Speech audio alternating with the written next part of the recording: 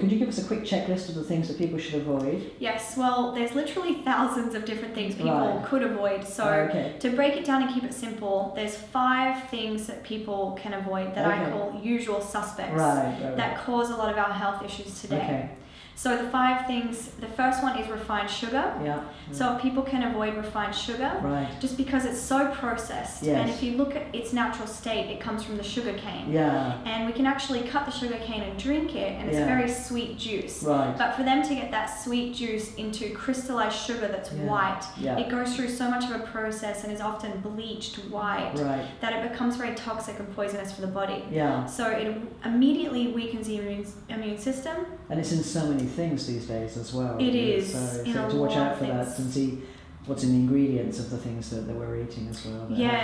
Definitely check the ingredients labels. If it has sugar, avoid at all costs because it just makes us gain weight instantly. Makes us bloated. It makes us really inflamed. It's just so terrible for us. So people can replace it with natural sugars, like maple syrup, honey. Even raw cane sugar is an upgrade from refined sugar. Okay, and then the second usual suspect to avoid is gluten. So we hear this all the time, go gluten-free, and it's actually easier than people think once you get the staples of how to eat cleaner. And so gluten is in a lot of things also. Could you just list the things that for gluten, the obvious things, because some people get confused about what's wheat-free and what's gluten and what's gluten. Okay, so gluten is actually naturally occurring in nature. It is in wheat and other grains, and including oats. And so basically gluten is pasta, cakes, cookies, breads, and almost anything that comes in a packet has gluten in it. So the more natural people eat and focus on the earth, then they find themselves after a month saying, oh wow, I've been gluten-free for a month. How did that happen? So it becomes easier over time. And gluten is just very hard for the body to digest. And that's why so many people have leaky gut syndrome or irritable bowel syndrome or get really bloated. So as soon as people give up gluten, they usually find that their energy skyrockets and they lose a lot of excess weight. Okay, and the third usual suspect is meat and dairy. So I myself am a meat eater, and the Earth Diet does have recipes for every type of eater, including like chicken nuggets and burritos and things like that. And so if people do choose to have meat in their lifestyle, at least go organic.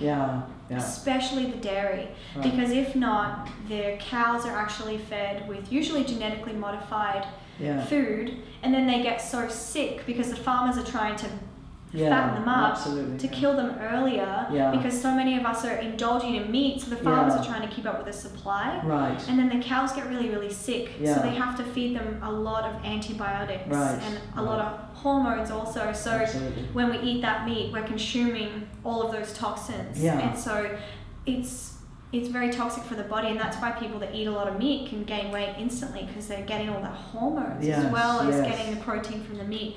So definitely go organic, and especially with dairy too, otherwise it just creates a lot of mucus. Okay, and the fourth usual suspect is chemicals. So chemicals, there are so many chemicals in our environment, and also in our household products, and also in our food products, and also in our skincare products. So we're consuming so many chemicals every day without even knowing it.